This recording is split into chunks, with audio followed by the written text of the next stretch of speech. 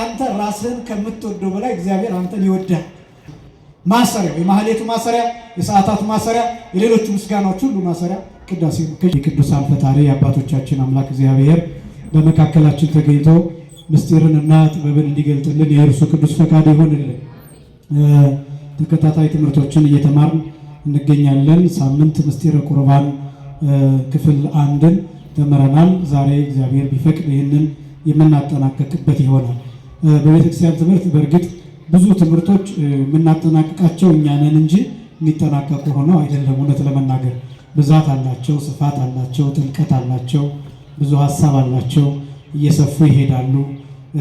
ስናነብ ደግሞ የተለያዩ መጽሐፍትን ስናነብ የእኛም አእምሮ እየሰፋ ይሄድና የሚሰጠው ትምህርትን እንደዛው እየሰፋ የሚሄድበት ጊዜ ይኖራል እና እንኳን ምስጢራት ቀርቶ በቤተክርስቲያን ትምህርት አብዛኛው ገደብ የሌለው ነው። እውነት ለመናገር በቤተክርስቲያን ትምህርት አለቀ የሚባል ነገር ተጠናቀቀ፣ ጫፉ ተነካ፣ ጣራው ተነካ፣ ጥጉ ተደረሰበት ተብሎ የሚገለጥ የቤተክርስቲያን ትምህርት የለም። በየትኛው በአብነት ትምህርቱም ቢሆን የድጓ መምህራን፣ የአቋቋም መምህራን፣ የቅኔ መምህራን፣ የትርጓሜ መጽሐፍት መምህራን፣ የአራቱ ጉባኤያት መምህራን ጫፍ እስከ ጫፍ ከነ ምስጢሩ ወስነውት አይደለም መምህራን የሚባሉት። እንደ ቸርነቱና ተማሪዎችን ደቀ መዛሙርትን ለማስተማር በሚበቃ መጠን በዛ ስፋት ሲወጡ መምህራን ተብለው ይጠራሉ። ከዛ በኋላ ግን እያሰፉት ንባቡን ከዜማው ጋራ እየጠነቀቁ ትርጉሙን ትርጓሜውን ያን እያሰፉ ይሄዳሉና ስለዚህ በቤተክርስቲያን ትምህርት ብዙ ጊዜ ተከታታይ ትምህርቶችን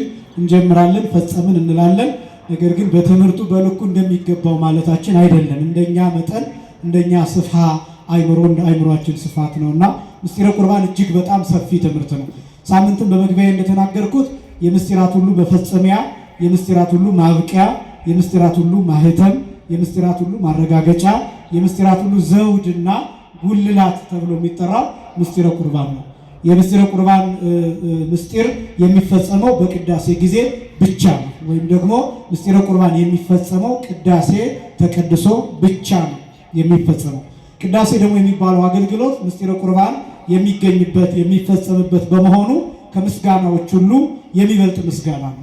ለምሳሌ በአንዳንድ አብያተ ክርስቲያናት ማህሌት ላይቆም ይችላል በተለያየ ምክንያት፣ ሰዓታት ላይቆም ይችላል በተለያየ ምክንያት። ነገር ግን የግዴታ ግን ኪዳን ደርሶ ቅዳሴ መቀደስ አለበት በየትኛውም ቤተክርስቲያን። ያ የተለየ የሰው ኃይል እጥረት ካልሆነ በስተቀር የካህን ያለማግኘት ችግር ካልሆነ በስተቀር ማህሌት መቆም አለበት፣ ልክ ነው። ሰዓታት መቆም አለበት፣ ግድ ነው። ሌሎቹም ምስጋናዎች መድረስ አለበት። ስብሐተ ነግ እንደየቦታው እንደየደብሩ እንደየቦታው እንደየአቅሙ የሚደርሱ ምስጋናዎች አሉ። ቅዳሴ ግን ግዴታ ነው። በየቀኑ እንኳን መቀደስ ባይቻል በተለይ በገጠሪቱ የሀገራችን ክፍሎች በየቀኑ አይቀደስም። በውጭ ሀገርም እንደዚሁ የአገልጋይ እጥረት ስለሚገጥም የቦታ እጥረት ስለሚገጥም ተከራይተው ብዙዎቹ ስለሚያገለግሉ በዛ ምክንያት በየቀኑ አይቀደስም። ነገር ግን በሰንበት ቀን ግን በየትኛውም ቤተክርስቲያን ቀድሶ ማቁረብ ግዴታ ነው። የተደነገገ የተወሰነ ነው። እንዳልኳችሁ የአቅም ውስንነት ከሌለ በስተቀር ያ ማለት ካህን አገልጋይ ከሌለ በስተቀር ያ እንኳን ቢሆን በተለይ እንዳልኳችሁ አሁንም በገጠሪቱ ክፍልም በሌላውም ዓለም ካህን ከአንድ ቦታ ወደ ሌላው ቦታ ሄዶ እንዲቀድስ ይደረጋል። ለምሳሌ አሁን እዚህ ቦታ ብዙ ካህናት አሉ፣ ብዙ ቀሳውስት አሉ። አንድ የማይቀደስበት ቦታ ቢኖር ልክ እንደ ተልእኮ ከዚህ ቦታ ሄደው መቀደስ ይኖርባቸዋል። በአቅራቢያው አካባቢ ቅዳሴ ሳይቀደስ በዕለተ ሰንበት የሚዘጋ ቤተክርስቲያን መኖር የለበትም እና አንዱ የቤተክርስቲያን ሕግና ስርዓት ይሄ ነው እና ቅዳሴ በቤተክርስቲያን ግዴታ የሆነ አገልግሎት ነው። ምን የሆነ አገልግሎት ነው አልኳችሁ? ግዴታ የሆነ ማህሌት ግዴታ አይደለም፣ ሰዓታት ግዴታ አይደለም።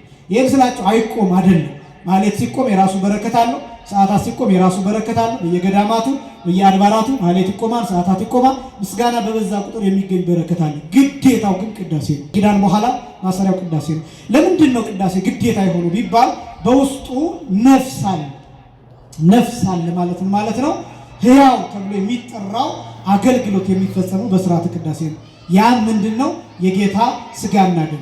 እሱም ምንድነው? ነፍስ የተለየው መለኮት የተዋሃደው መስዋዕት የሚገኝበት ቅዳሴ ላይ ብቻ። አያችሁ አሁን ማህሌት ቆመን ለምሳሌ ስቦ ሁሉ ዘሳረረ ኩሉ ዓለመ ተብሎ ማህሌት ተቆሞ ሰላም ተጸፍቶ ሲወጣ ቅዳሴ ካልተቀደሰ ምን የለም?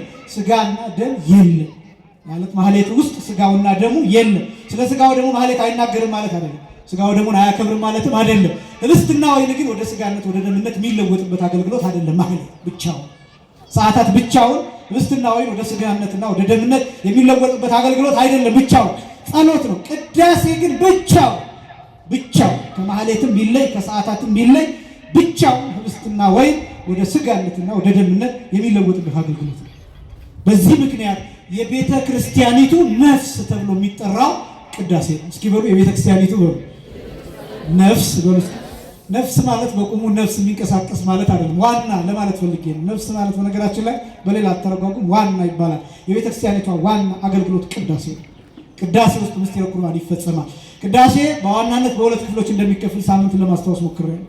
የመጀመሪያው ክፍል ህብስቱን ወይኑን ወደ ስጋነት ወደ ደምነት መለወጥ ሲሆን ሁለተኛው ቆራቢዎቹን መለወጥ ነው። እነዚህ ሁለት ዓላማዎች ብቻ ናቸው ያሉት በዋናነት በአብይ ክፍል ሲከፈል። ይሄ ማለት ነው ህብስትና ወይን ወደ ስጋነት ወደ ደምነት መለወጥ ማለት ቅዳሴው መገባቱ ከታወጀበት ሰዓት ጀምሮ ህብስቱንና ወይኑ ወደ ስጋነት ወደ ደምነት እንዲለውጥ ካህናቱ ይጸልያሉ። ካህናቱ ብቻ አይደሉም፣ አስቀዳሾቹ ይጸልያሉ። ያ ማለት እናንተም ትጸልያላችሁ የምታስቀድሱ ሰዎች ማለት ነው። ብዙ ጊዜ አሁን ምንጠቀመው ቃል ማስቀደስ የሚል ቃል ነው። ማስቀደስ ማለት እንደሆነ ታውቃላችሁ። አንዳንዶች ይህንን ቃል አንስተው ሲነቅፉት ሰምቻለሁ በሚዲያ እና ማስቀደስ ማለት አስቀዳሽ ሆኖ መመለስ ማለት አይደለም። ራስን ማስቀደስ ማለት ነው። ራስን ማለት ምን ማድረግ ማለት ነው? ማስቀደስ። ማን ነው የሚቀድሰው? እግዚአብሔር ነው። ይኸውላችሁ መቀደስ ማለት ለብዙ ይተረጎማል። ማንጻት፣ መለየት፣ ማመስገን፣ ማክበር ተብሎ ይተረጎማል። ለካህናቱ መቀደስ ተብሎ ይተረጎማል። ለምንድን ነው? ምክንያት ስለሚሆን። ለምን ምክንያት? ሕዋሳት እንዲቀደሱ፣ እንዲለዩ፣ እንዲባረኩ፣ እንዲነጹ፣ ስጋውን ደሙን በመቀበል በረከት እንዲያገኙ፣ የክርስቶስ አካላት በመሆን ንጹሐን እንዲሆኑ ምክንያት ስለሆኑ ካህናቱ ቀዳሴያን ተብሎ ይጠራሉ። በዋናነት ግን የሚቀድሰው እግዚአብሔር ነው። ለምን? የባህሪ ቅድስና ያለው እግዚአብሔር ስለሆነ። ከዛ እግዚአብሔር ምንድነው የሚያደርገው? እኛ እርሱን እግዚኦ ተሳሃለነ ስንለው፣ አቤቱ ይቅር በለን፣ አቤቱ ማረን ስንለው፣ ምስለ መንፈስከ እያለን ስንናገር፣ ከመንፈስ ጋር እንደ ቃል ይሁንልን እያለን ስንናገር ሕዋሳቶቻችን ይቀድሳሉ። ስለዚህ ምን ልትሰራ ነው የመጣኸው አንተ ተብለህ ብትጠየቅ ላስቀድስ ነው የመጣሁት ትላለህ። ምንህን ልታስቀድስ ብትባል እጄን ላስቀድስ ትላለህ። ለምን? እጅህን ትዘረጋበታለህ። አየህ፣ አንደበቴን ላስቀድስ ትላለህ። ለምን? እግዚኦ ተሳሃለነ ብለህ ታመሰግንበታለህ፣ ትለምንበታለህ። ሰውነቴን ላስቀድስ፣ አይምሮዬን ላስቀድስ ብለህ ትናገራለህ። ለምን? ቅዳሴው እስኪያልቅ ድረስ በሰማይ ያሉ ልብክሙ እንደሚል ልባችሁ በሰማይ ይኑር እንዲል ተሰቅለህ የምትኖርበት ቦታ ነው ቅዳሴ። ተሰቅለን ምንኖርበት፣ ያ ማለት ሕዋሳቶቻችንን በሙሉ ሰብስበን ለእግዚአብሔር ሰጥተን የእግዚአብሔር ማደሪያ አድርገን ምድሩን ሰማይ አድርገን የሰማይ ምስጋና እያመሰገን የምንቆይበት ነው። ከመላእክት ጋር ህብረት ፈጥረን አንድ ሆነን የምንቆይበት ምስጋና ነው። ሳምንት እንደገለጥኩላችሁ የምንበላው እንጀራ ከተለያየ ቦታ የተሰበሰበ ቅንጣት ነው። የስንዴ ቅንጣት፣ የጤፍ ቅንጣት፣ ከቆላ ከሜዳ ከደጋ ከተራራ የተሰበሰበ ያ ተሰብስቦ ተፈጭቶ ተቦክቶ ተጋግሮ ያን እንመገባለን። ያ አንዱ እንጀራ አንደኛ ብዙ የእህል ቅንጣቶችን የያዘ ነው። ሁለተኛ ያ የእህል ቅንጣት በብዙ ቦታዎች ተዘርቶ የነበረ ያ ተሰብስቦ ያ ከብዙ ቦታ ተሰብስቦ አንድ እንጀራ እንደሚሆን እኔና እናንተም ከተለያየ ነገድ፣ ከተለያየ ብሔር፣ ከተለያየ ወገን፣ ከተለያየ ሀገር፣ ከተለያየ ቋንቋ፣ ከተለያየ ጾታ፣ ከተለያየ ቁመና፣ ከተለያየ መልክ፣ ከተለያየ ዕውቀት፣ ከተለያዩ ነገሮች ተሰብስበን የጌታን ስጋና ደም አንድ ሆነን እንቀበለዋለን። ክብርና ምስጋና ለአምላካችን ይሁን። ይህን ምስጢር የሰጠን አምላክ የተመሰገነ ይሁን። በሆነ ይህ የሚፈጸመው በቅዳሴ ጊዜ ብቻ፣ በቅዳሴ ጊዜ ብቻ። ስለዚህ የመጀመሪያው እኛ ህብስቱና ወይኑ ወደ ስጋነት ወደ ደምነት እንዲለወጥ ያደርግና ሁለተኛው የቅዳሴ ክፍል ግን ህብስቱና ወይኑ ወደ ስጋነት ወደ ደምነት እንደተለወጠ ከታመነ በኋላ ወይም ከተለወጠ በኋላ ሰዎቹ ወደ ማብቃት ይመጣል ቅዳሴ። ለምሳሌ ሳምንት የገለጥኩት ይመስለኛል። አባታችን ሆይ በሰማያት የምትኖር ብለን እንጸልያለን።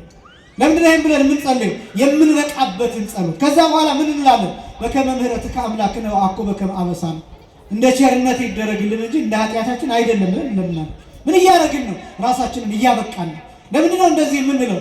ስጋህን ደምህን ለመቀበል የበቃ ቁመና የበቃ ሰውነት ላይኖረን ይችላል። ጥቃቅን ኃጢአቶች ለንስሐ አባቶቻችን ያልገለጥናቸው ኃጢአቶች ይኖራሉ። ይህ ብቻ ሳይሆን ለመቁረብ ስንመጣ በየመንገዱ የሰራናቸው ጥቃቅን ኃጢአቶች ይኖራሉ። በአይምሯችን የተመላለሰ ጥቃቅን ኃጢአት ይኖራል። በልባችን የተመላለሰ ጥቃቅን ኃጢአት፣ የተሰወረ ኃጢአት ይኖራል። እኛ የረሳነው እኛ የዘነጋነው ያልተናገርነው ኃጢአት ይኖራል። እዚህ በቆምንበት ሰዓት ሰዎችን ገፍተን ይሆናል፣ ሰዎችን ረግጠን ይሆናል፣ ሰዎችን ሳናከብር ቀርተን ይሆናል። እያስቀደስን ህሊናችን ከዚህ ወጥቶ አምልጦ ወደ ሌላ ስፍራ ሂዶ ይሆናል። የዝሙት ሀሳብ አስቦ ይሆናል፣ ሌላ ሀሳብ አስቦ ይሆናል፣ ተሰናክሎ ይሆናል ሀሳባችን። ለዚህ እንደ ቸርነት እንጂ እንደ ኃጢአታችን አይሁን ብለን እንለምነዋለን። አያችሁ እንድንበቃ እንዲያው እንዲህ እንላለን። በተለይ ሀበነ ከመባሉ በፊት መሐር እንለዋለን። በቅዳሴ ማርያም መሐር ማለት ይቅር በል ማለት ነው። ወኢትስኪ ይላል አትክሰስ ማለት ነው። አትክሰሰን በቃ አልበቃችሁም ብለን አትክሰሰን ማለት ነው። ራሱን ጌታ ነው እንዲህ ምን በነገራችን ላይ እንደዚህ የምንለው አሁን እግዚአብሔር ከኛ የኛ ርህራሄ ከሱ የበለጠ ሆኖ እግዚአብሔር ደግሞ ለኛ ነው ማለት አሁን እግዚአብሔር እኛ ከምንራራው በላይ ነው እግዚአብሔር ለኛ የሚራራልን። ይሄን ታውቃላችሁ? እኔ ራሴን ከምወደው በላይ ማን ይወደኛል? እግዚአብሔር ይወደኛል። አስደናቂው ይሄ ነው። ለርሴ አንተ ተቀርበው የሚል አንድ ቅኔ ያለ ከራሴ ይልቅ አንተ ለራሴ ተቀርበዋል። ለርሴ አንተ ተቀርበው እምርሴ ከራሴ ይልቅ አንተ ለራሴ ተቀርበዋል። ምክንያቱም የእግዚአብሔር ፍጥነት የሚለካ አይደለም። ለምሳሌ እኔ ልወድቅ ብል ሰከንዶች ይፈጁብኛል። አያችሁ ለመነሳት ሰከንዶች ይፈጁብኛል። ወድቄ ለመነሳት ሰከንዶች ይፈጁብኛል። እናንተም ከዛ ተነስታችሁ እኔን ለመደገፍ ጥቂት ሰከንዶች ይፈጅባቸዋል። እግዚአብሔርስ በጊዜ አይለካም። ስለዚህ አንዳንድ ጊዜ ከኛ በላይ ራሱ ነው። አሁን እኛ ይመስለናል ራሳችንን ከአደጋ የጠበቅን ከህመም የጠበቅን ከበሽታ የጠበቅን ይመስለናል እንጂ ከዛ በላይ ግን እግዚአብሔር ፈጥኖ ለኛ ጉዳይ ግድ ብሎት እኛን ቀድሞ የሚጠብቀው እግዚአብሔር። በጣም ብዙ እንቅፋቶች ተነስተው ይጠብቁናል። ሞኞች ስለሆነ ማወቅ ስለማንችል። ይሄ ብቻ ሳይሆን እግዚአብሔር እንደ ሰው ዝም ብሎ የሆነውን ሁሉ ስለማያወራ አሁን ሰው ከሆነ በባለፈው እኮ አንተ ከዚህ ቦታ ተነስተህ ሌላ ሀገር ስትሄድ አደጋ እንዳይደርስብህ መንገዱን እኔ አስተካክዬልህ ነው እኮ እያለ ይተርክላቸዋል። በየመንገዱ ያደረገውን ይነግራቸዋል። ያችሁ በህይወታችሁ እኔ እኮ ነኝ ደግፌ እንደዚህ ያደረግኩ ያን እዚህ ናን የሰጠሁ ብር ይላቸዋል። እግዚአብሔር ኃይል በየመንገዱ አሁን እናንተ ከስንት አደጋ አምልጣችሁ እንደመጣችሁ እግዚአብሔር አይነግራችሁም። ስንት አደጋ እንዳነሳላችሁ፣ ስንት መሰናክል እንዳነሳላችሁ፣ እንዴት እንደጠረገላችሁ፣ አስፋልቱን እንዴት እንዳስመቸላችሁ፣ ከመኪና አደጋ እንዴት እንዳስመለጣችሁ እግዚአብሔር አይነግራችሁም፣ አይዘረዝርም። እግዚአብሔር በየቀኑ በየሰዓቱ በየሰከንዱ ለኛ የሚያደርገውን አይዘረዝርም። እግዚአብሔር አይናገርም። እግዚአብሔር እናት አባቶቻችን እንዴት እንዳሳደጉ ሊነግሩን ይችላሉ፣ ሊተርኩልን ይችላሉ። በዚህ መልኩ ዋጋ ከፍለን ይህን ያህል ብር ይህን ያህል ልብስ ገዝተን እንደዚህ አድርገን ውድ ትምህርት ቤት አስተምረን ሊሉን ይችላሉ። እግዚአብሔር እንደዛ አይደለም። ይሄን ተራ ነገር እያነሳ የሚናገር አምላክ አይደለም። ከዚህ በላይ ትልቁ ጉዳይ እንደሞተልህ ብቻ ሊነግርህ ይችላል። አለቀ። ስለዚህ እግዚአብሔር የሚያደርግልን ነገር እኛ ራሳችን ከምናስበው ይልቅ ራሳችንን ከምንወደው ይልቅ ነውና ቅዳሴ ላይ እነዚህ ነገሮች ትመለከታላችሁ። ስለዚህ ሁለተኛው ክፍል እኛ የምንበቃበት እኛ የምንዘጋጅበት ክፍል ነው የቅዳሴ ክፍል የሚባለው። እንግዲህ ከዛ በኋላ መጨረሻ ላይ የሚሰጠው የጌታችን የመድኃኒታችን የኢየሱስ ክርስቶስ ቅዱስ ሥጋና ክቡር ደም ለተዘጋጁት ሰዎች ሊቆርቡ ለመጡት ሰዎች ይታደላል ማለት ነው። ብዙ ጊዜ ደግሞ የምገልጠው አገላለጥ አለ። የጌታ ሥጋና ደም ለመቁረብ የቀረቡት ሰዎች ብቻ ላይሆኑ ይችላሉ የሚቆርቡት። አሁን ይሄ እኔና እናንተ የምንወስነው ነው። ያ ማለት ነው ካህናቱ ነገሌ ሊቆርቡ መጥተዋል፣ ተሰልፈዋል ሊቆርቡ የመጡት ሰዎች። ስለዚህ ለቆረቡ ሰዎች ያቀብላሉ። ግን አስደናቂው ምስጢር ከካህናቱ እውቅና ውጪ፣ ከካህናቱ ወይ ከቀዳሲያኑ እውቅና ውጪ፣ ከቆራቢዎቹ እውቅና ውጪ፣ ከአስቀዳሾቹ እውቅና ውጪ ራሱ እግዚአብሔር መላእክት ልኮ የሚያቆርባቸው ሰዎች ደግሞ ይኖራሉ። አስደናቂው የቅዳሴ ምስጢር ይሄ ነው እና ሁሌ የምነግራችሁ ነገር ስታስቀድሱ ብቻችሁን አይደለም የምታስቀድሱት ከበቁ አባቶች ጋርም ጭምር ነው የምትቆሙት። አጠገባችሁ ሊቆሙ ይችላሉ። ነገር ግን እነሱ የበቁ ስለሆኑ አይነኳችሁም፣ አይገፏችሁም፣ አይረግጧችሁም፣ አትነኳቸውም፣ አትዳስሷቸውም፣ አትረግጧቸውም። ምክንያቱም በቅተው በግዘፈ ሥጋ ነው ያሉት፣ ግን በርቀት ደረጃ ነው ያሉት የሚገለጡት እንደዚያ። ስለዚህ አታዩአቸውም። ግን ቆዳ የለበሰ ከሆነ ከዋልድባ የመጣ ሊሆን ይችላል፣ ከማህበረ ሥላሴ ገዳም ሊሆን ይችላል፣ ከደብረ ሊባኖስ ሊሆን ይችላል፣ ወይም እዚሁ እኛ ሳናየው በቅቶ የሚኖር ሊሆን ይችላል። ይሄ ብቻ ሳይሆን መንገድ ላይ የሚለምን ሰው ሊሆን ይችላል። የኔ ቢጤ ያልነው አልፈን የመጣ ነው ሰው ሊሆን ይችላል። የሚለምን ሰው የምንለው ሰው ሊሆን ይችላል። የበቃ ሰው ሊሆን ይችላል። አናውቅም። ያ ሰው መጥቶ አብሮ ሊቆርብ ይችላል እና ያንን ሰው ይኸውላችሁ ሚሉት መተርጉማን ሚሉት ምን መሰላችሁ? ከካህናቱ የበቃ አንዳንድ ጊዜ ይኸውላችሁ እንዳትሰናከሉ ለዚህ ስነግራችሁ ካህናቱ ራሱ ያልበቁ ሁሉ ሊሆኑ ይችላል። ቀዳሾቹ ሥጋውን ደግሞ ለመፈተት አይደለም ምላችሁ ለመቀበል ለማቀበል አይደለም ምላችሁ ለመቀበል ያልበቁ ሁሉ ሊሆኑ ይችላል። ለምን መሰላችሁ? ሰዎች ናቸው ማለት ነው። ደካሞች ናቸው። ሰው በባህሪው እንደዚህ ነው። ለዚህማ ባይሆን ካህናት ደካማ ባይሆን ያ ማለት ሁላችን ደካማ ባይሆን ሊቃነ ጳጳሳት ድካም ባይኖርባቸው እኮ ክርስቶስ መጥቶ መሞት አይጠበቅበትም ነበር። ድካም ስላለብን ያን ድካም ክርስቶስ ሳይደክም ያለ ድካም እንዲገለጥ ያስፈለገበት ምክንያት ይሄ ነው። ለዚህ ነው ክርስቶስ ሊቀ ካህናት ተብሎ የሚጠራበት ምክንያት። የሚሰውት መስዋዕት ይኸውላችሁ የራሳቸውን አይደለም፣ ራሳቸውን አካል አይደለም የሚሰውት ካህናት ቀዳሲያን የጌታን ስጋና ደም የሚሰውት። ይሄ መስዋዕት ምን አይነት ጠባይ አለው? የዘላለማዊነት ጠባይ አለው። ሕይወት የመስጠት ጠባይ አለው። ይሄ መስዋዕት ምን አይነት ጠባይ እንዳለው ታውቃላችሁ? የመለየት ጠባይ አለው። ምን አይነት ማለት ነው? መለየት ማለት በቅተናል ብለው ሊቀበሉት የመጡት ሰዎች በትዕቢት ከሆኑ መስዋዕቱን ማግኘት አይችልም። መጥቶ መልአክ ሊቀማቸው ይችላል። ግን አስደናቂ ምን እንደሆነ ታውቃላችሁ? እንደተቀሙ አያውቁ፣ እንዳልቆርቡ አያውቁ። ለምን መሰላችሁ? ተስፋ እንዳይቆርጡ። ነገር ግን መልአክ መጥቶ የማይገባቸው ከሆነ ከሚቆርቡ ሰዎች ይነጥቅና ከራሱ ከቀዳሹ ቄስ ሊሆን ይችላል። ራሱ ቀዳሹ ከማቅረቡ በፊት ራሱ ስለሚቆርብ ራሱ ስለሚቀበል ሊቀበል ሲል የማይገባው ከሆነ መልአክ መጥቶ ሊነጥቀው ይችላል። ያ ቃል ህብስቱን ወይኑ ወደ ስጋነት ወደ ደምነት የሚለውጥ በካህኑ ስልጣን የሚጠቀመው እግዚአብሔር ወልድ ኢየሱስ ክርስቶስ ነው። የካህኑ ስልጣን የሚጠቀመው እንዳትሰናከሉ፣ እንዳልኳቸው እንዳትሰናከሉ። ድካም አለ በማንኛውም። እንደውም ይሄ ሊያጠነክራችሁ የሚገባ ጉዳይ ነው። ለምን መሰላችሁ? ለዚህ አይነት ነገሮች የምንነግራችሁ አንዳንድ ሰው የሚጠላውን ቄስ ሲቀድስ ሲያይ መቁረብ የማይፈልግ ሰው፣ ገሌ ቄስ አይመቸኝም ብሎ አልቆርብም ብሎ የሚመልስ ሰው፣ ወይም አንድን ካህን በሆነ ኃጢአት ተመልክቶት ውጭ ወይ ሲሰክር አይቶት ሊሆን ይችላል፣ ወይ ደግሞ ሲጠጣ አይቶት ሊሆን ይችላል፣ ወይ ደግሞ ሌሎችም ከዚህም ሌላ አይነት ኃጢአት ሲሰራ አይቶት መጥቶ ሲቀድስ ቢያየው ይሄ ካህን እንዴት ቀድሶ እኔን ያቆርበኛል ብሎ ሊሰናከል ይችላል። ካህኑ ምክንያት ነው። ካህኑ የሚፈትተው ስጋና ደም የሚለወጠው ጌታ እንዲህ ብሎ በተናገረው ቃል ነው። ይህ ስጋዬ ነው ብሎ በተናገረው ቃል፣ ይህ ደሜ ነው፣ ሁላችሁ ከእርሱ ብሉ፣ ሁላችሁ ከእርሱ ጠጡ። ስጋዬን የበላ ደሜን የጠጣ የዘላለም ምን አለው? ሕይወት አለው። ሳምንት ያልኳችሁ ይህንን ነው። ስጋ ውስጥ ሕይወት ጨምሮበታል። ደሙ ውስጥ ሕይወት ጨምሮበታል። ጽዋ ውስጥ ሕይወት አለ። የዘላለም ሕይወት አለ። ተጠቅሎበታል፣ ተቋጥሮበታል። ያልኳችሁ እሱ ነው። በጣም መረሳት የሌለበት ፍቅር ተጨምሮበታል። ስጋውና ደም ውስጥ ይቅርታ ተጨምሮበታል። ለዚህ ነው ስለ ብዙዎች ለኃጢአት የሚፈስ የአዲስ ኪዳን ደሜ ይህ ነው፣ ለኃጢአት ይቅርታ የሚፈስ የአዲስ ኪዳን ደሜ ይህ ነው ብሎ የተናገረው ጌታ ለዛ።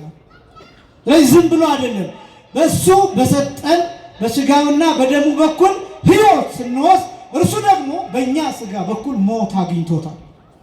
ሞቷል፣ ግን ደግሞ ሞትን ረግጦት ተነስቷል። ክብርና ምስጋና ለስሙ አጠራሩ ይሁን። ይሄ ነው የቅዳሴ ምስጢር። ይሄ ልውውጥ፣ በሌላ አገላለጥ ልውውጥ የሚደረግበት።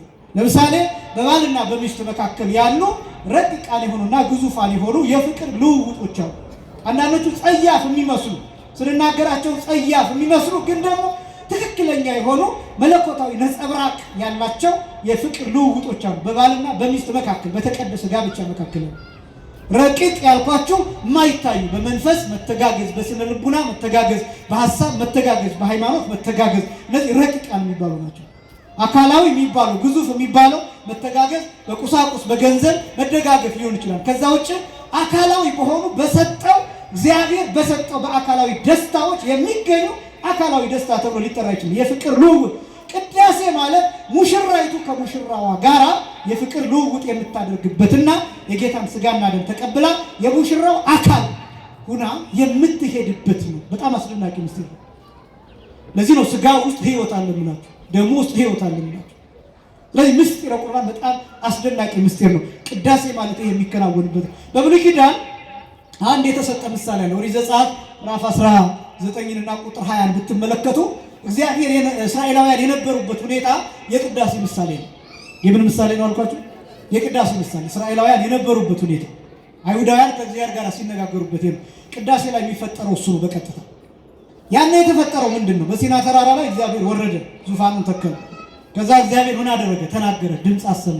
ምን አደረገ? እግዚአብሔር ጽላት ሰጠ። ምን አደረገ? እግዚአብሔር ዙፋኑን ተክሎ 7 የእሳት መጋረጃዎችን ገረደ። ከዛስ ሙሴ ብቻ ገባ።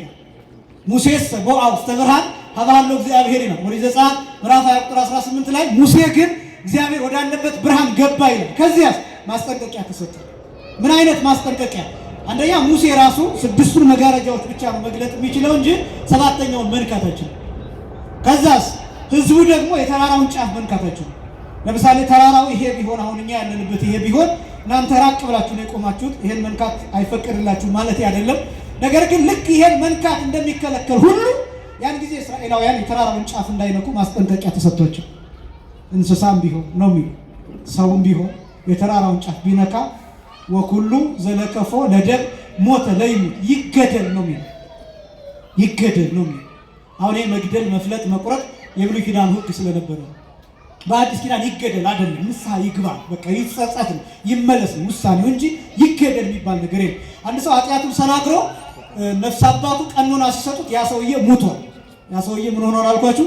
ሙቷል። ቀኖና መቀበል ማለት መሞት ማለት ነው። ምን ማለት ነው መሞት ማለት? ቀኖናውን ተቀብላችሁ የምትፈጽሙበት ሰዓት የሞታችሁበት ሰዓት። ያ ማለት ለምሳሌ እስከ 9 ሰዓት ጾሙ ትባላላችሁ። አሁን ሐምሌ 5 ይሄ ጾም ይፈታል አይደለም? ነገር ግን ንስሐ ቀኖና ተናግራችሁ ኃጢአታችሁን ተናግራችሁ ቀኖናው ቢሰጣችሁ ከሐምሌ 5 ጀምሮ ፍልሰታ እስከምትገባ ድረስ ጾሙ ትባላላችሁ።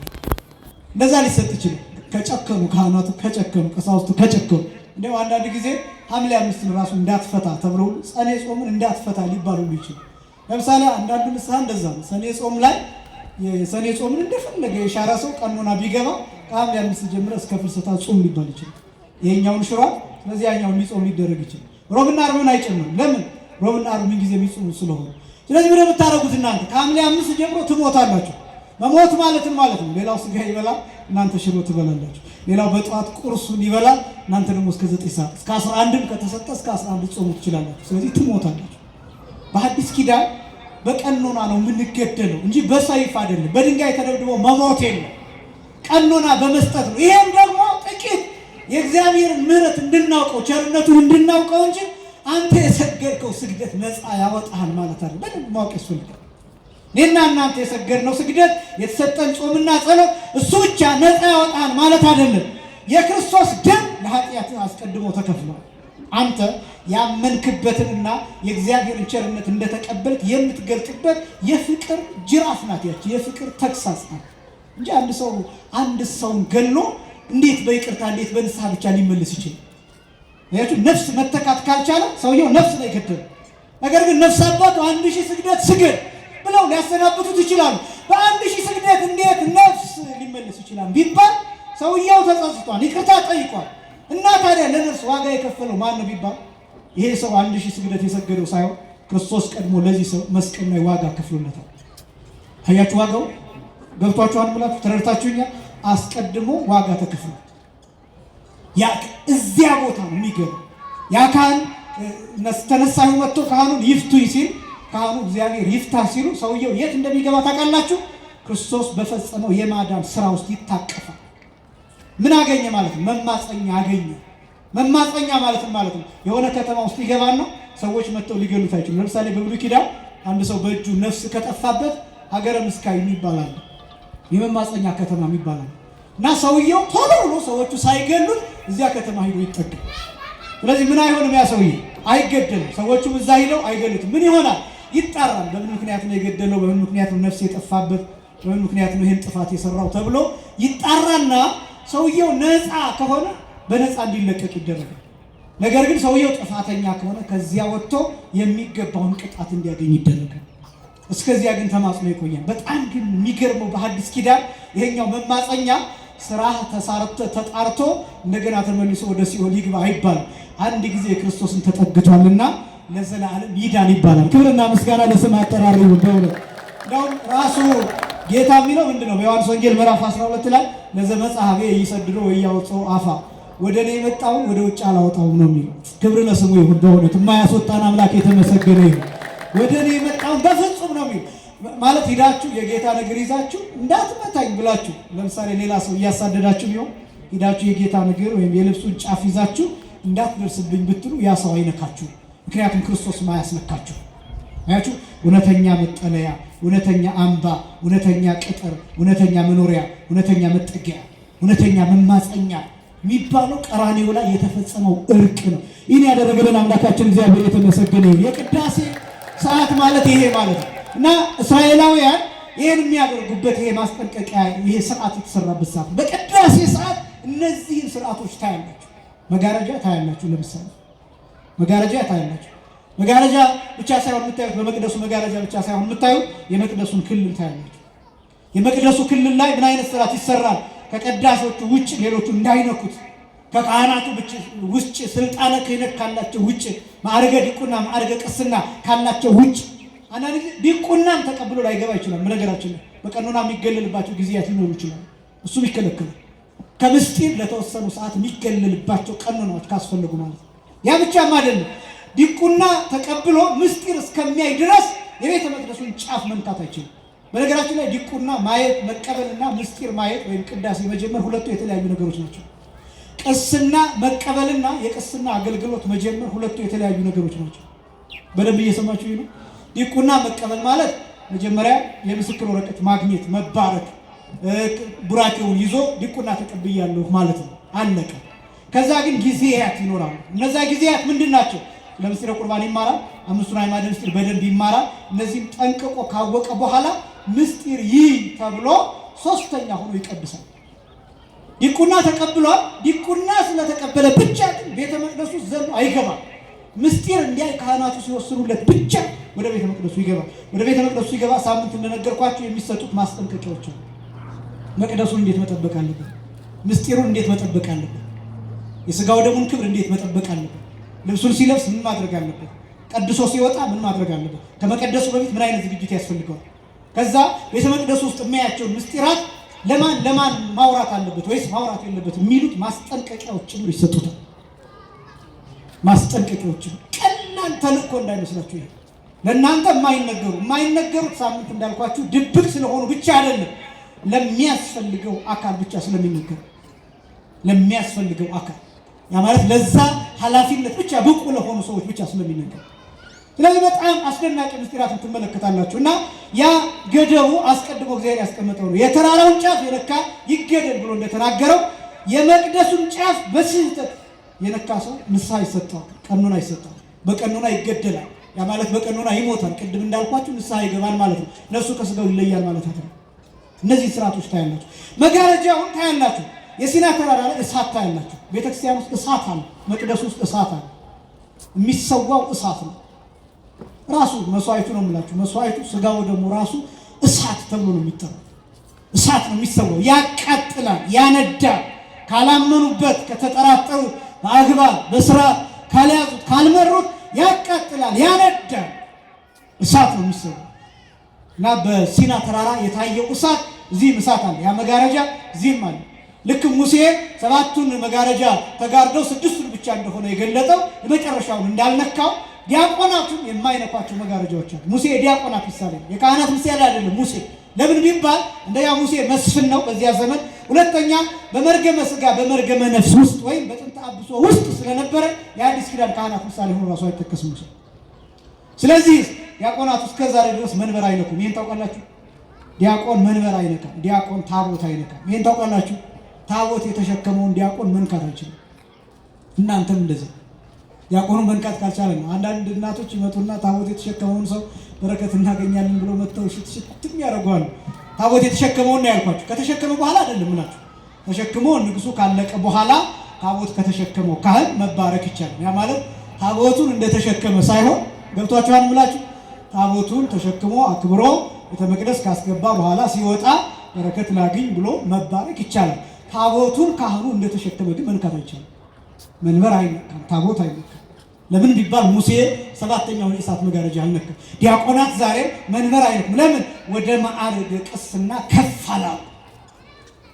ወደ ማዕረገ ቅስና ሲመጡ ታቦቱን ይነካሉ፣ መንበሩን ይነካሉ። ስለዚህ እነዚህ ሁሉ ምስጢራት በቅዳሴ መሃል አለና ይሄ ሁሉ ግን ጥንቃቄ ለማን ነው? ይሄ ሁሉ ጥንቃቄ ለምግባችሁ እንዴት ትጨነቃላችሁ እናንተ ቤታችሁ? ለኪችናችሁ እንዴት ትጠነቀቃላችሁ? ለምትበሉበት ሰሃን እንዴት ትጠነቀቃላችሁ?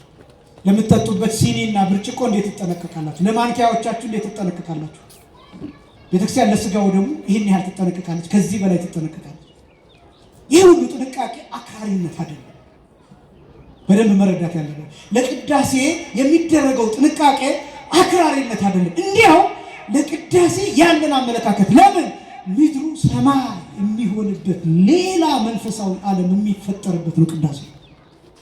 ሌላ ላይ እንደሻሽ የሚነጠፉበት የቅዳሴው መግቢያ ላይ ካህኑ የሚናገረው ሚመጠን ዛቲ ዕለት ወግርምት ዛቲ ሰዓት ወእጽብት ዛቲ ሰዓት እያለ የሚናገርበት ሚመጠን ግርምት ዛቲ ዕለት ይህች ቀን ምን ያህል የምታስፈራ ይህች ሰዓት ምን ያህል የምታስጨንቅ መንፈስ ቅዱስ የሚወርድባት ብሎ የሚናገርበት ከዚያ የመንፈስ ቅዱስ ረድኤት እንደ አጥር እንደ ቅጥር ሆኖ ድንኳን የምትሆንበት ሰዓት እዚያ ውስጥም ያሉ ሰዎች የተለዩ የሚሆኑበት የሚባረኩበት ሰዓት ይህን ምስጢር የሰጠን አምላካችን እግዚአብሔር የተመሰገነ ይሁን። በእውነት አመስግኑት። ቅዳሴ ማለት ይሄ ነው። ምስጢረ ቁርባን በዚህ ሂደት ውስጥ ነው እንግዲህ የሚገኘው። ይሄ ማለት ሂደቱ ሁሉ ምን የማድረግ ሂደት ነው ቢባል ህብስትና ወይን ወደ ስጋነት ወደ ደምነት የመቀየር ሂደት ነው። ለምሳሌ ሐኪሞች ሊሆኑ ይችላሉ፣ ተመራማሪዎች ሊሆኑ ይችላሉ። በላቦራቶሪ አንድ ነገር ፕሮሰስ አድርገው ማግኘት የሚፈልጉት ሪዘልት ነው፣ ውጤት ነው። ቅዳሴ ማለት ልክ እንደዛ በሆነ ወርክሾፕ እናንተ ሰርታችሁ የሆነ መጨረሻ ላይ እንደ ትምህርታችሁ እንደ ቲዮሪው እንደ ፎርሙላው በዚያ መሰረት ማግኘት የምትፈልጉት ውጤት ይኖራል። መስራት የምትፈልጉት ማሳየት የምትፈልጉት ነገር ይኖራል። ቅዳሴ እለት ህብስት አቅርቦ ወይን አቅርቦ ትኩስ ስጋና ትኩስ ደም ወይም ደግሞ ይሄ የዘላለም ያለውን መስዋዕት የማግኘት ሂደት። በዚህ ምክንያት ጥንቃቄ ይፈልጋል። ይሄ ነው ያለባበስ ጥንቃቄ፣ ያረማመድ ጥንቃቄ፣ የሚነጥብ ነገር እንዳይኖር፣ የሚፈስ ነገር እንዳይኖር፣ ወደ ቅዳሴ የሚገቡ ሰዎች ፈሳሽ እንዳይኖራቸው፣ ሌሎች ነገሮች እንዳይኖሩ፣ ህሊና ራሱ የታወከ ህሊና እንዳይኖር የሚደረገው ለዛ ነው። ለምን የምንገባበት ዓለም ሌላ ዓለም መንፈሳዊ ዓለም ስለሆነ የተለየ ስለሆነ ለዚህ ነው መቦ ዘቦ ነውረ ህሊና የሚለው ቅዳሴ እግዚእ ላይ ዲያቆኑ ጮሆ ከሚናገረው አንዱ በዜማም በንባብም የሚለው መቦ ዘቦ ነውረ ህሊና ይቅረብ፣ የህሊና ነው ያለበት ነው አይቅረብ፣ ድው የህሊና ነው የህሊና በሽተኛ ነው። የሐሳብ በሽተኛ ማለት እንደሆነ ታውቃላችሁ። ከዚህ ሲወጣ የመግደል ሐሳብ ያለው እያስቀደሰ እኮ ነው። ግን እያስቀደሰ ምን ያስባል? ከዚህ ሲወጣ አለቃትም አለቀው ማፍጫው ነው ብሎ እያለ የሚያስቀድስ ሰው አለ። ይሄ ነው ድው የህሊና ተብሎ የሚጠራው። ከዚህ ሲወጣ ገሌን እበቀለዋለሁ እያለ፣ ከዚህ ሲወጣ እዚህ ሄጄ ሰርቃለሁ እያለ፣ ከዚህ ሲወጣ ከገሌ ጋር ሄጄ እተኛለሁ እያለ እንዲህ እያሰበ እንዲህ አይነት የህሊና ነው በሽታ ይዞ የሚያስቀድሰው መወገድ አለው። ፈሳሽ ብቻ አይደለም የሚከለከለው፣ ወደ መቅደስ ይገባል። ምግብ በልቶ መግባት ብቻ አይደለም የሚከለከለው። እነዚህ ሐሳብ ክፉ ሐሳብ ተሸክሞ ወደ ቅዳሴ ብቻ ነው። ክርስቲያን በመሰረቱ ክፉ ሐሳብ ተሸክሞ እንዲኖር አይፈቀድለትም። ለምን? ክርስቶስ የሚኖርበት ነው ክርስቲያን ማለት። እንደዚያ ማለት ነው። ለምሳሌ አንድ የባሊ ውሃ ሞልታችሁ ጆግ ብታስገቡ ውሃው ምን ይሆናል? ይፈሳል አይደል? ለምን ነው የሚፈሰው? ጆጉ የውሃውን ቦታ ይይዘዋል። ስለዚህ ጆጉ ውሃው ምን ያደርገዋል? ያስለቅቀዋል። ክፉ ሐሳብ ክርስቶስን ያስለቅቀዋል። ያ ማለት ነው ክርስቶስ ሊይዘው የሚገባውን ቦታ እግዚአብሔር ሊይዘው የሚገባውን ቦታ ቂም ያስለቅቀዋል። ምክንያቱም እግዚአብሔር ቂምን ይጸየፋል፣ ክፋትን ይጸየፋል፣ አብዝቶ ይጠላል። የሐሳብ ቆሻሻን፣ የሐሳብ ነውር፣ የሐሳብ በሽታ፣ የሐሳብ ደዌ፣ ክፉ ሐሳብን ይሄን እግዚአብሔር ይጠላል፣ ይጸየፋል። ስለዚህ እግዚአብሔር ይሸሻል።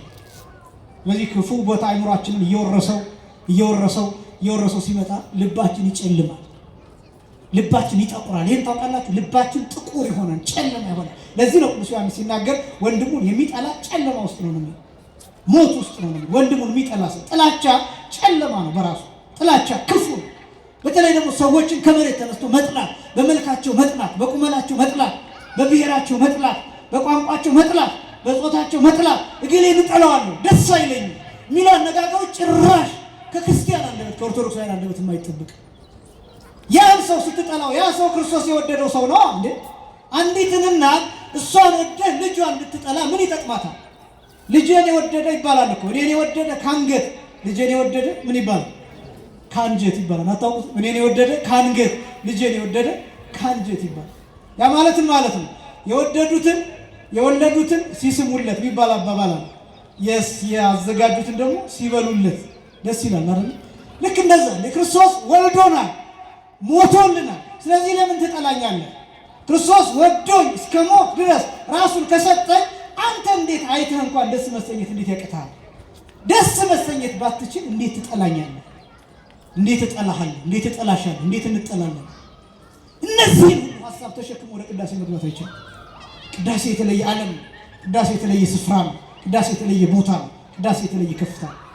ይህ ሁሉ ጥንቃቄ ምንድነው ሲባል የጌታን ስጋና ደም የምናገኝበት ነው። ክብርና ምስጋና ለስሙ ይሁን በድጋሚ። ስለዚህ ምስጢረ ቁርባን ተብሎ የሚጠራው እና የተከበራችሁ ክርስቲያኖች ሁላችንም ወደ ስጋውና ደሙ መቅረብ አለብን። ለመቅረብ ምን ያስፈልጋሉ የሚለውን ለዚህ በፍጥነት ላሳ ምንድነው አሁን ስጋው ደሙ ለመቀበል በጣም ብዙዎቻችን እንቸገራለን። ብዙ ሰው ለመቁረብ ይቸገራል። ለመቁረብ የሚቸገረው ደግሞ አንዱ የኛ ችግር ሊሆን ይችላል።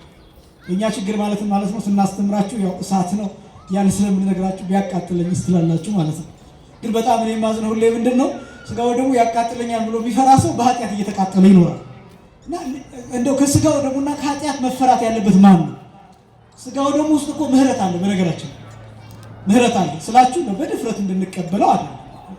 ትረዱኛላችሁ ብዬ አስባለሁ። የመጀመሪያው ማመን ያስፈልጋል። ስጋው ደሙን ለመቀበል ማመን ያስፈልጋል። ምን ማለት ያስፈልጋል?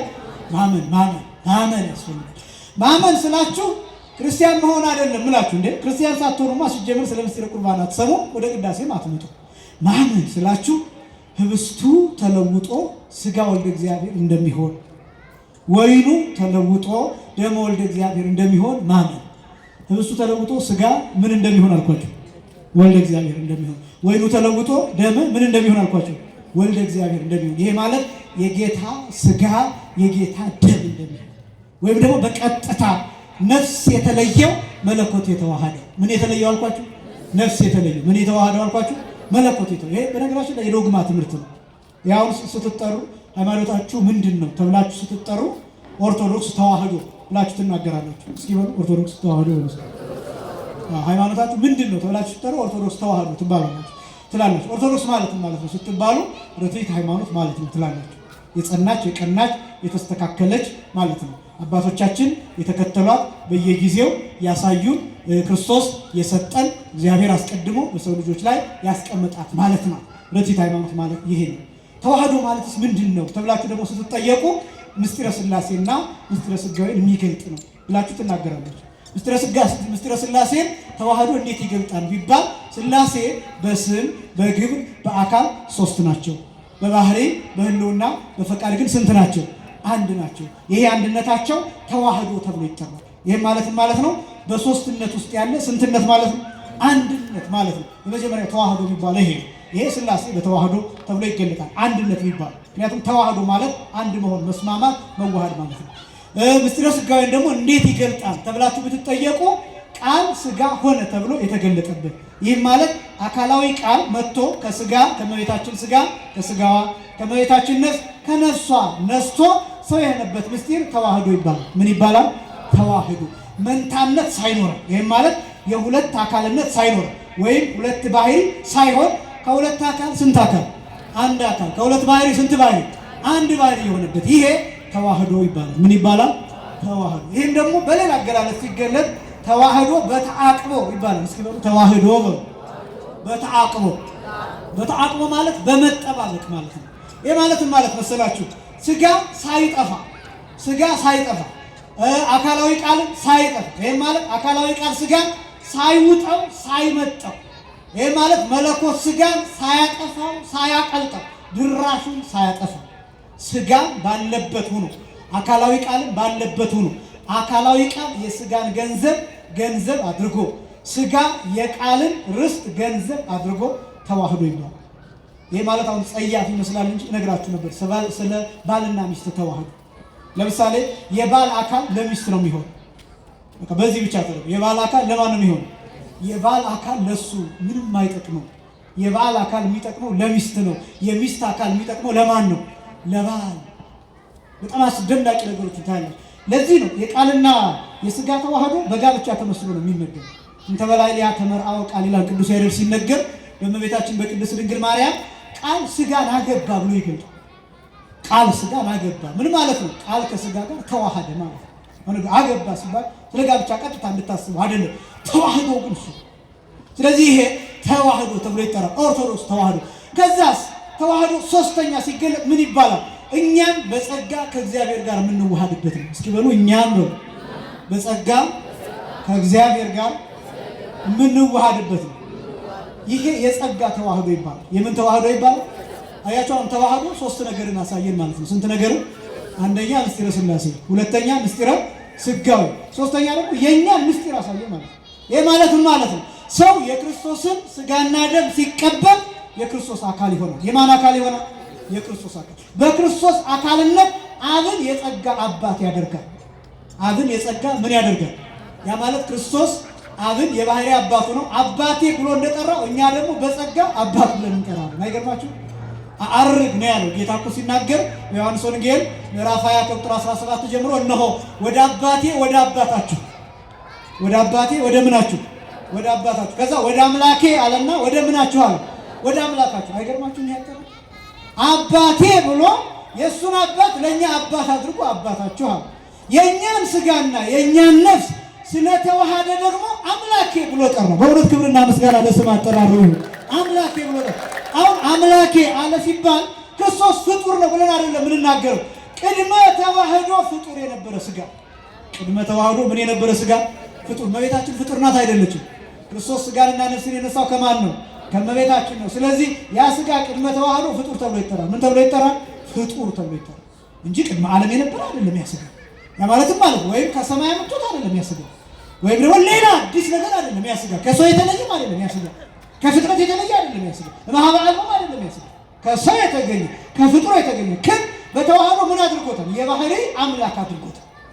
ለዚህ ነው ፍጡር ብለን መንታ የባህሪ አምላክ አድርጎታል። ቃል ስጋ ሆነ ሲባል ይህን ምስጢር የሚያሳይ ነው። ስለዚህ የእሱን ስጋና ደም ስንቀበል የእሱ አካል እንሆናለን። በጸጋ የባህሪ አባቱን የጸጋ አባት እናደርጋለን። በጸጋ የባህሪ ሕይወቱን መንፈስ ቅዱስ የጸጋ ሕይወት እናደርጋለን። ክብርና ምስጋና ለአምላካችን ይሁን። በእውነት ይሁናችሁ አስደናቂው በኋላ ዘመን አሁን በምስጢረ በዕለተ ምጽአት ጊዜ የሚፈጸመው ይሄ በዕለተ ምጽአት ጊዜ እንነሳለን አይደል? ትንሣኤ ዘጉባኤ ስንነሳ ምን የሚፈጸም ይመስላችኋል? የአብን ልብነት በጸጋ ገንዘብ እናደርጋለን። ስለዚህ ያን ጊዜ ልባችን አብ ነው ማለት ነው። ያኔ ልባችን ማን ነው አልኳችሁ? አብ ነው። ከዛ ደግሞ የምንናገረው በጸጋ የወልድን ቃልነት ገንዘብ እናደርጋለን። የማንን ቃልነት አልኳችሁ? የወልድን ቃልነት ገንዘብ እናደርጋለን። ስለዚህ ያን ጊዜ የምንናገረው በወልድ ቃልነት ነው። በማን ቃልነት ነው? በወልድ ቃልነት። በጸጋ ነው የምላችሁ፣ በባህሪ አይደለም። ከዛ ደግሞ በጸጋ ሕይወት የምናደርገው ትንፋሽ የምናደርገው ኑሮ የምናደርገው ህላዌ የምናደርገው በጸጋ መንፈስ ቅዱስ ነው። በጣም የሚገርመው ይሄ ህብረተ ሥላሴ ተሳትፎ ሥላሴ የሚባለው ይሄ ሰው የሚፈለገው ከሥላሴ ጋር አራተኛ እንዲሆን። ስንተኛ እንዲሆን? አራተኛ። አስደናቂ ነው። አሁን አራተኛ ስላችሁ ተጠንቀቁ፣ በደንብ ስሙኝ። አሁን ሥላሴ አራት ይሆናል ነው አይደለም? ደግሞ በሌላ እንዳትረዱ። ግን ምን ማለት መሰላችሁ? አራተኛ እንዲሆን ማለት ከሥላሴ እንዴት ለምሳሌ አዳም ከገነት እንዲወጣ ከተደረገበት ምክንያት አንዱ የሕይወትን ዛፍ እንዳይበላ ነው። ታውቃላችሁ። እና እግዚአብሔር ምንድን ነው ያለው? አዳም ከኛ እንዳንዱ ሆነ። አዳም ከኛ እንደ ስንቱ ሆነ? እንዳንዱ ሆነ። አያችሁ? ስለዚህ እኛ እዛ ስንሄድ ምንድን ነው ምን ሆነው? ከሥላሴ ህብረት እንሳተፍና አብን ልብ እናደርጋለን በጸጋ፣ ወልድን ቃል እናደርጋለን በጸጋ፣ መንፈስ ቅዱስን ሕይወትነቱን ጸጋና ሕይወት እናደርጋለን በጸጋ። በዚህ ምክንያት ህብረተ ሥላሴ የሚባለው ይኖራል። የሰው ልጅ የእግዚአብሔር አካል ሆኖ ነው የሚኖረው። በእውነት ሁላችንም ለዛ ክብር ያብቃል። አመስግኑት እግዚአብሔርን። ይሄ ምስጢር የሚፈጸመው በምስጢረ ቁርባን ብቻ ነው። በነገራችን ላይ በምስጢረ ማንኛውም ሰው ነው ስጋው ደግሞ ያልተቀበለ ሰው ለምሳሌ ሰማዕታት ከመሞታቸው በፊት ስጋውን ደሙን ይቀበላሉ። እየሰማችሁ ነው። እግዚአብሔር ባወቀ መልአክ ወስዶ ያቆርባቸዋል። ስጋውን ደሙን ሳይቀበል የሚሞት ሰማዕት የለም፣ የሚሞት ባህታዊ የለም። የጌታን ስጋ ደም ሳይቀበል እግዚአብሔር ባወቀ በቅጽበት አንገታቸው እየተቀላ ሊሆን ይችላል። ግን እግዚአብሔር ባወቀ ነፍሳቸው ከስጋቸው ሳትለይ መልአክ ወስዶ የጌታን ስጋና ደም ይሰጣቸው አሉ። ብዙ እህቶቻችን ብዙ ወንድሞቻችን ጀልባ ተገልብጦ የባህር ቀለብ የሚሆኑ ብዙ አሉ። እግዚአብሔር በእውነት አሁንም እየተጓዙ ያሉትን ይጠብቃቸው፣ የሞቱትንም እግዚአብሔር ነፍሳቸውን በአጸደ ገነት ያኑርልን። ከዚያ ውስጥ የሚገባቸው ሰዎች ቢሆኑ ባህር ከመስጠማቸው አስቀድሞ መልአክ ወስዶ ያቆርባቸው እንደሚገባቸው እግዚአብሔር ካወቀና የእግዚአብሔር ፍርድ ልክ ስለሆነ ትክክል ስለሆነ ሆስፒታል ውስጥ የሚሞት ሰው ሳይቆርብ የሚሞት ይመስላችኋል? የሚገባው እኮ ሳምንት እንዳልኳችሁ ቤተክርስቲያን አንድ ያለው ሕግ ብያችኋል። በጣም ደጋግማችሁ እንድታውቁት ያሉት በፍትሐ ነገሥት አንቀጽ 13 ላይ የተወገዘ ሰው እንኳን ቢሆን የተወገዘ ሰው የተለየ በሃይማኖቱ ተለይቶ ተወግዘሃል አንተ ቤተክርስቲያን እንዳትመጣ ተብሎ የተለየ ሰው ሊሞት የሚያደርስ ህመም ቢገጥመውና መቁረብ ቢፈልግ አይከልከልም። ምን አይበል አልኳችሁ? አይከልከል። መቁረብ ቢፈልግ ስጋውን ደግሞ በቃ አቅርቡኝ። ተወግዟል እኮ ምንም አይነት ኃጢአት ሰርቶ ሊሆን ይችላል። ምንም አይነት የተወገዘበት ምክንያት ምንም ይሁን፣ ግን ከኦርቶዶክሳዊው ወጥቶ ተወግዞ ተለይቶ መቁረብ እንፈልጋለሁ። እባካችሁ ስጋውን ደግሞ አቀብሉኝ እንጂ እንዲቆርብ ይደረጋል፣ አይከለከልም። እና የሚለው ፍትሐ ነገሥቱ ብያችኋል። እንድትይዙት ስለምፈልግ ነው የምደጋግመው። ይሄ ሰውዬ ስጋውን ደግሞ ከተቀበለ በኋላ ከህመሙ ቢድን ሳይሞት ቢቀር ከዚያ በኋላ ከቤተ ክርስቲያን እንዳይለይ ነው የሚለው። ከቤት እንዳይለይ ከቤተ ክርስቲያን። አይ በፊት ተወግዘህ ነበር፣ አሁን ደግሞ ስትቆርብ ተሻለህ፣ እንግዲህ ከዚህ በኋላ እንደገና ተመልሰህ ወደ እነዛ ሂድ አይባል። እና ቤተ ክርስቲያን የምትሰጥ ውድን ይሄ የምን ምሳሌ ነው ቢባል እግዚአብሔር በባህር ላሉ አውሮፕላን ለሚበሩ በመኪና ለሚሄዱ የተለያየ አደጋ ለሚገጥማቸው ግን ደግሞ አማኞቹ ነው ስጋውን ደግሞ ለሚያስፈልጋቸው ሰዎች እግዚአብሔር መላእክትን ይልካል። ለዚህ ነው እለት እቺ ቤተክርስቲያን ቅዳሴ ሰው ቢኖርም ባይኖርም የምትቀድሰው ለዛ በአምስት ሰዎች ብቻ ይቀድሳል። አሁን እዚህ ገርጂ ጊዮርጊስ ለምሳሌ ነገ ቅዳሴ ያለ፣ ዛሬም ተቀድሷል፣ ይቀጥላል ከነገ ወዲያ። አሁን ነገ ዓርብ ነው 6 ነው። ብዙ ሰው ለምሳሌ ቅድስት አርሴማ ቤተክርስቲያን ሊሄድ ይችላል ብዙ ሰው እና እዚህ መጥተው ምንም አይነት አስቀዳሽ ባይኖር ቀዳሾቹ ብቅ ብለው አይተው እንዴ ሰው ለሚያስቀድስ እንዴት እናርገው እንተው ይላሉ እንዴ አይሉ፣ ይቀድሳል። ቆራቢ እንደሌለ እየታወቀ አስቀዳሽ እንደሌለ እየታወቀ ይቀድሳል። ግን ለምንድን ነው? አንደኛ እኛም ማናያቸው የሚቆርቡ ቅድም ያልኳቸው የበቁ ሰዎች አሉ። ሁለተኛ በር ላይ ለቆሙ በየሆስፒታሉ ለሚሞቱ አደጋ ደርሶባቸው ለሚያልፉ እየሰሩ ለሚሞቱ በየበረሃው ትንፋሽ አጥሯቸው እንደተኙ ለሚቀሩ ለእነዚህ ሁሉ መልአክ ወስዶ ያቆርባቸው። ይቺ ቤተክርስቲያን የምታገለግለው እናንተን ብቻ ይመስላችኋል? የምታገለግለው እዚህ የመጣችሁትን ብቻ ይመስላችኋል? ቆሞ ቢያስቀድሰው ምእመን ብቻ ይመስላችኋል? ይቺ ቤተክርስቲያን የምታገለግለው ዓለምን ነው የምታገለግለው። ክብርና ምስጋና ለአምላካችን እንደሆነ ዓለምን ነው የምታገለግለው። ይሄ ብቻ አማኙን ደግሞ ብቻ እንዳይመስላችሁ፣ በዓለም ደረጃ ስላችሁ አማኙን ብቻ እንዳይመስላችሁ፣ የማያምነውን ሰው ጭምር ታገለግላለች። ምን ብላ? ውሃውን የወንዙን ውሃ ሙላልን ብላ ታገለግላለች። የወንዙ ውሃ በመሞላት ሁሉም ይባረካል። ክርስቲያኑ ብቻ እንዳይመስሉ። የማያምነው ሰው በአባይ ግድብ ይጠቀማል፣ ግን ያ የሚሆነው የወንዙ ውሃ ሲሞላ ነው። አባይ ሲሞላ ነው። የሚገደብ ውሃ ሲገኝ ብቻ ነው ተጠቃሚ የምትሆነው። አየህ፣ በሌላ አገላለጽ እቺ ቤተክርስቲያን ኤሌክትሪሲቲ ጭምር ታቀርባለች። ምክንያቱም ከውሃ ነው ኤሌክትሪሲቲ የምናገኘው። ውሃ ገድበን ነው የምናገኘው። የኢትዮጵያ አብዛኛው የኃይል ምንጭ እሱ ነው። እሱን ለመገደብ ዝናብ ያስፈልጋል። ውሃ ለማግኘት ዝናብ ያስፈልጋል። ደረቅ ብንሆን ከግብፅ ጋር ለምን እንጣላለን? ግብጾች እኛን ለምን ይጠሉናል? ለምን የሚጠሉ? ለምን አባይን የሚፈልጉት? ህይወት እኮ ነው። አባይን እኮ ህይወት ብለው ነው የሚጠሩት እኮ እነሱ። እኛ ቀላል አድርገን እንደምንጠራው አይደል። ለምን? ውሃ ውስጥ ህይወታቸው አለ። ይቺ ቤተክርስቲያን ስለ ህይወት ትጸልያለች። አይ ብርሃን ትሰጣለች። ይሄ የምታበስልበትን ምግብ የምናጌጥበትን ነገር፣ እነዚህ ነገሮች በሙሉ ምንጫቸውን ሄዳችሁ ስታጣሩ የዚህ ብርሃን ምንጭ ከሆነ ውሃ ገድበን ፖቴንሻል ኢነርጂ ክሬት አድርገን ከዛ ያ ውሃ በፏፏቴ መልክ በኃይል እንዲወርድ አድርገን ተርባይ እንዲያንቀሳቀስ አድርገን ይሄን መብራት ነው ይሄን ብርሃን ነው። እና የወንዙን ውሃ መላልን ማለት ዝም ብሎ ውሃ መለመን ብቻ ይመስላችኋል? ብርሃን መለመን ነው። ቤተክርስቲያን ለዓለም ብርሃን ናት። ክብርና ምስጋና ለአምላካችን ይሁን። እና ማመን ቤተክርስቲያንን መረዳት በጥልቀት ማወቅ ያስፈልጋል በእውነት። እና ማመን የሚባለው ይሄ የመጀመሪያ ክርስትና ወይኑ ወደ ስጋነት ወደ ደምነት እንደሚለወጥ አንደኛ። ሁለተኛ ቆርበን የክርስቶስ አካላት እንደምንሆን ማመን ያስፈልጋል። የክርስቶስ አካላት እንደምንሆን ምን ማድረግ ያስፈልጋል? ማመን። የመጀመሪያው ቅድመ ቁርባን የሚባለው ዝግጅት ይሄ የመጀመሪያው እመን። ይሄ እምነት ካለ አንተ ባለጸጋ ነህ። አያችሁ፣ ይሄ ነው መነሻችሁ የሚሆነው። ይሄ እምነት ካላችሁ እናንተ ባለጸጎች ናችሁ። እውነተኛ ክርስቲያኖች ማለት እናንተ ናችሁ። እሱ ተለውጦ ስጋ ይሆናል አምናለሁ። ወይኑ ተለውጦ ደም ይሆናል፣ የጌታ ደም ይሆናል አምናለሁ። ከዛስ ይሄ ስጋና ደም እኔን ይሰራኛል አምናለሁ። ህይወት አለው ይሄ ስጋና ደም አምናለሁ። ይቅርታ ተጨምሮበታል ይሄ ስጋና ደም አምናለሁ። ይሄ ስጋና ደም የጌታ አካል አድርጎ ይሰራኛል አምናለሁ። ስለዚህ የጌታዬን ስጋና ደም እበላና እጠጣ ዘንድ ጓጓለሁ ማለት አለባችሁ። ስለዚህ የመጀመሪያው መስፈርት ማመን ነው። ሁለተኛው ከኃጢአት ንጹህ መሆን። ከኃጢአት ንጹህ መሆን ትልቁ ጥያቄ ያለው ይሄ። ከኃጢአት ንጹህ መሆን ይቻላል ሲባል ማንም ሰው ከሁሉም ኃጢአት ንጹህ ሊሆን አይችልም። ፍጹም ንጹህ መሆን አይችልም። እነዚህን የምላችሁ ኃጢአት በተለይ ወጣቶች ኃጢአት እንድትሰሩ ለማበረታታት አይደለም። ወይ ደግሞ እኔ እንደው ኃጢአትን ጥሩ ነገር አድርጌ የምናገር መምህር ሆኜ አይደለም። ግን በጥቃቅኑ ነገር እየሸሻችሁ እንዳትጎዱ ይሄን የምናገር። ማንም ሰው በዚህ ምድር ላይ ከእመቤታችን በቀር ከማን በቀር አልኳችሁ? ከእመቤታችን በቀር። በቃ ክርስቶስ አምላክ ነው፣ ምንም ጥያቄ ነው። ከእመቤታችን በቀር ስጋ የለበሰ ያልወደቀ የምንወድቅበት ኃጢአት ሊለያይ ይችላል። ያልወደቀ ያልበደለ ወድቆ ያልተነሳ በምድር ላይ ማንም አይነት ምንም አይነት ሰውና ጻድቅ የለም።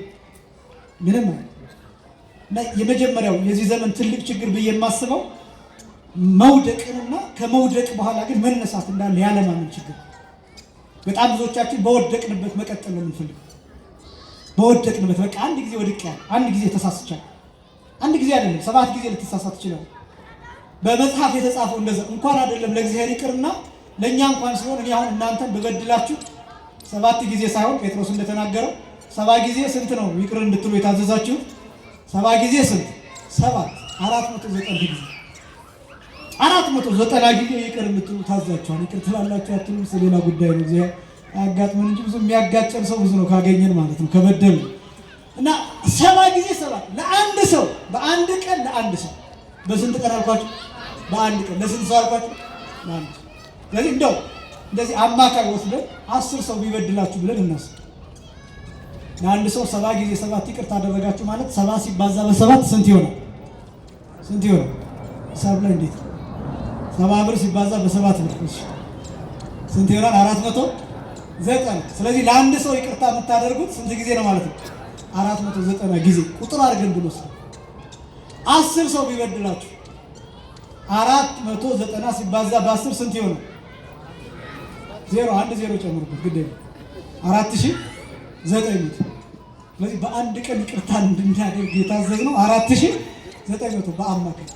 በየመንገዱ ስንት ሳያስቀይማቸው የታክሲ ሰልፍ ላይ፣ ምግብ ቤት ላይ አስተናጋጁ ረግጣችሁ የሚሄደው እዚህ እንኳን መታችሁ ስንት ሰው ያስቀይማል። እዚህ ራሱ ለማስቀደስ መታችሁ ይሄ የኔ ቦታ ነው ልቀቂ ልትባይ ትችላለች። ይሄ የኔ ቦታ ነው ልቀቅ ልትባል ትችላለች።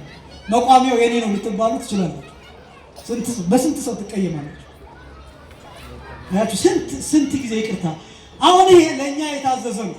እግዚአብሔር ደግሞ ርኅሩህ ነውና ቸር ነውና ለኛ ስንት ጊዜ ይቅርታ ያደርግልን ይሆን?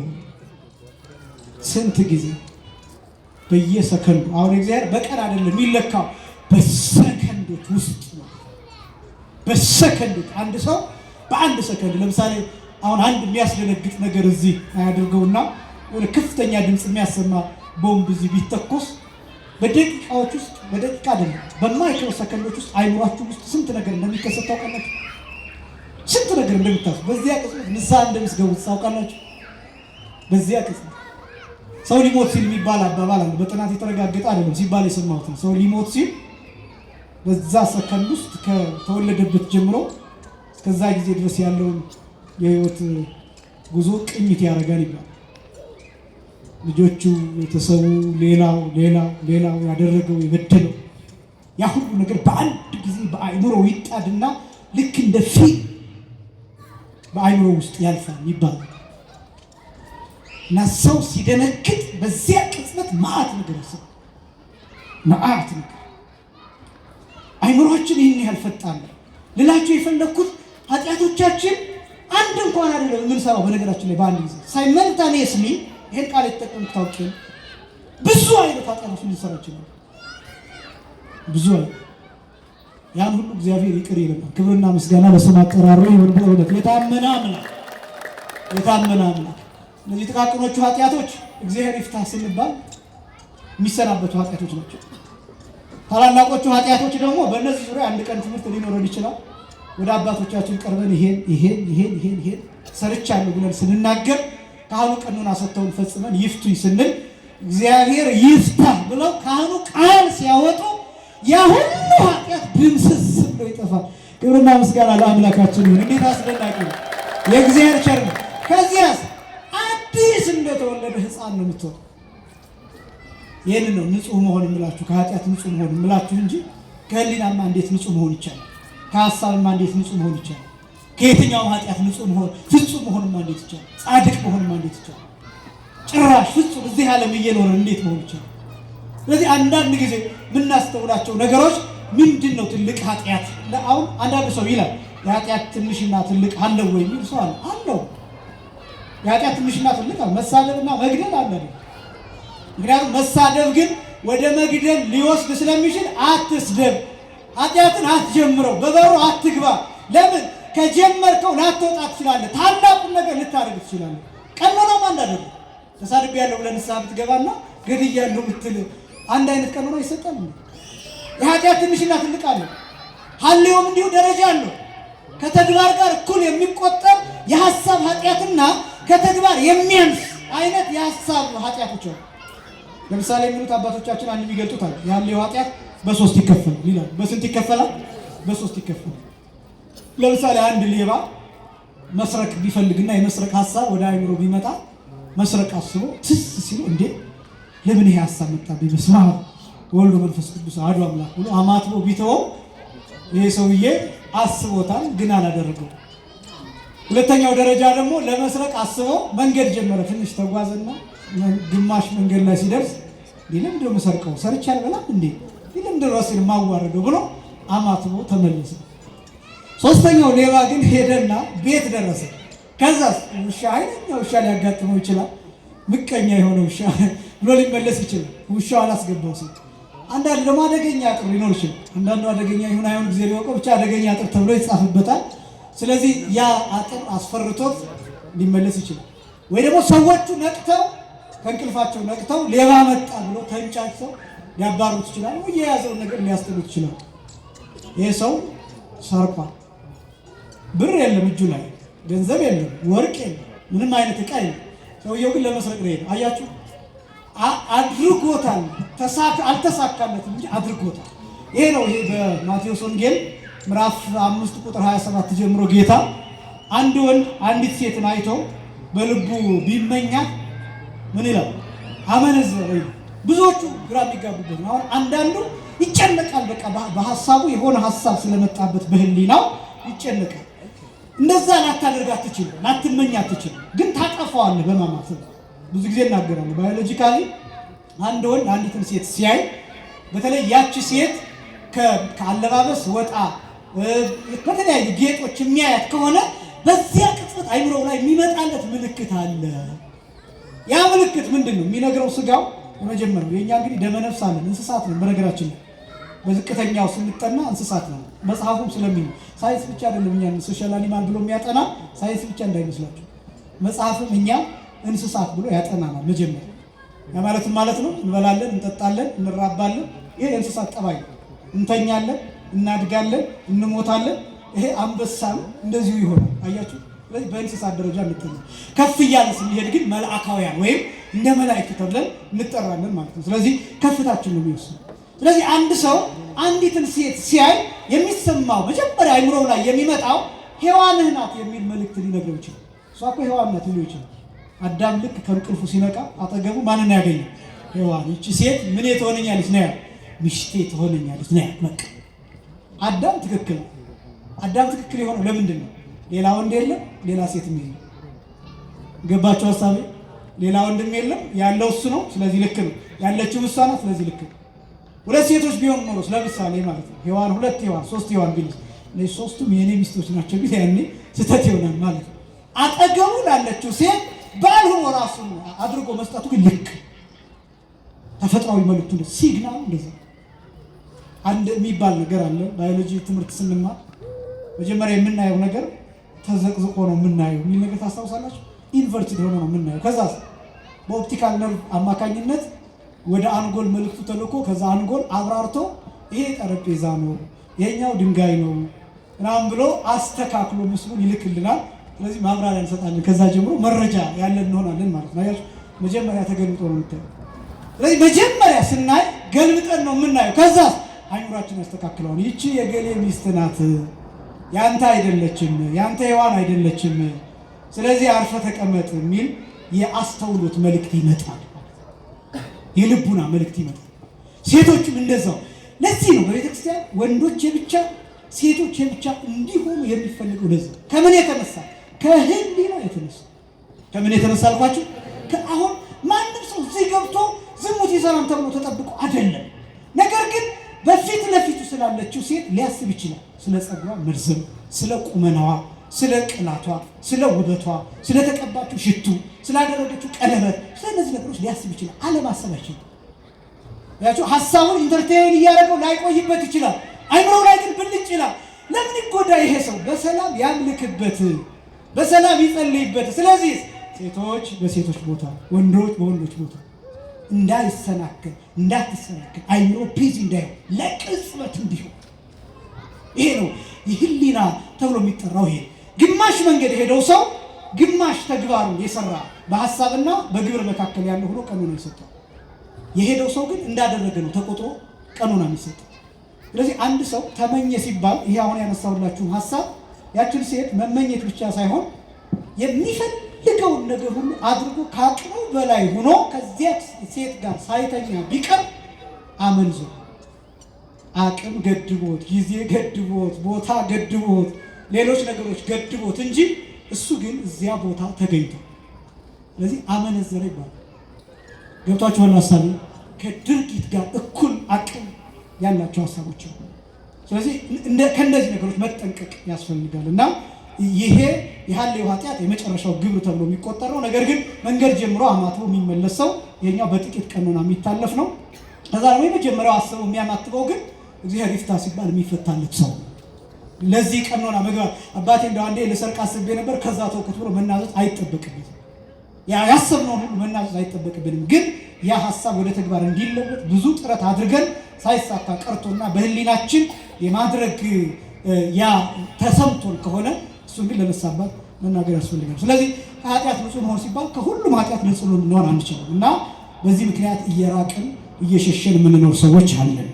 በነገራችን ላይ የጌታ ስጋና ደም ከጥቃቅኑ ከተሰወረው ኃጢአትም የማንጻት ይቅርታ የማሰጠትም ኃይል ያለው ነው እና ትላላቆቹን ኃጢአቶች የሚታዩትን የሚነገሩትን በአንደበት እና በተግባር የተገለጡትን ኃጢአቶች ተናግረን ለነዚያ ቀኖና ወስደን የሐሌውን ግን እግዚአብሔር ይፍታ ተብለን ንጹህ መሆን ስለምንችል ስጋውን ደሙን መቀበል ይኖርብናል ማለት ነው። ስለዚህ አንደኛው ማመን ነው።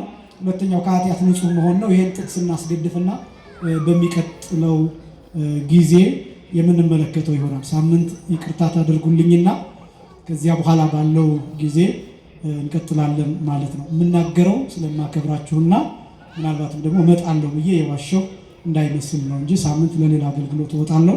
ለዚያ ይቅርታ ይደረግልኝ። ሌሎች መምህራን ግን ታላላቅ መምህራን ይጋበዛሉ። በዛኛው የዛሬ 15 ቀን ሐሙስ እንደ እግዚአብሔር ፈቃድ እንገናኛለን። ታላቅ ጉባኤም ተዘጋጅቷል። ሰምታችኋል አይደለም? ከ22 ጀምሮ ማለት ነው። ከሰኔ 22 ጀምሮ እስከ ሰኔ 26 ድረስ ታላቅ ጉባኤ ተዘጋጅቷል። መምህራን ይጋበዛሉ። የኛ ጉባኤ ሐሙስ ነው፣ መዝጊያ ይሆናል። ስለዚህ ይህንን ሐሳብ እንዲያውም ያኔ በርከት ያለ ሰው ሊኖር ስለሚችል እንዲያውም ይህንን በደንብ አድሬስ ማድረግም ስላለብን ማድረስ ስላለብን ምናልባት በዛ